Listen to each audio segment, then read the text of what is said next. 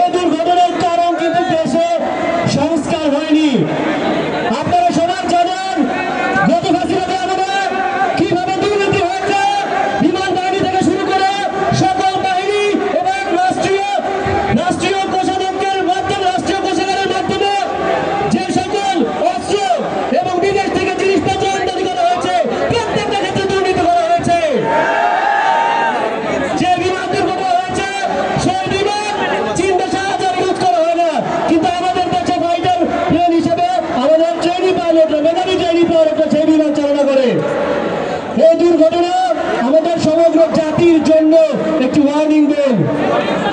জাতীয় নাগরিক পার্টি আজ বিচার, সংস্কার এবং নতুন সংবিধানের দাবিতে সারা দেশ চষে বেড়াচ্ছে। আমরা দাবি করছি, যদি রাষ্ট্র সংস্কার বাস্তবায়ন হয়, প্রতিটি ক্ষেত্রে প্রতিটি কাঠামোতে যদি রাষ্ট্র সংস্কার বাস্তবায়ন হয়, আমরা ভবিষ্যতে ইনশাআল্লাহ এমন কোনো দুর্ঘটনা দেখতে পাবো না।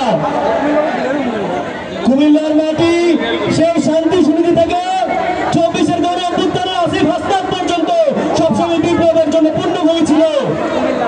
এই আসিফ হাসনাত এবং কুমিল্লার বিপ্লবের সন্তানরা বিপ্লব করতে পেরেছে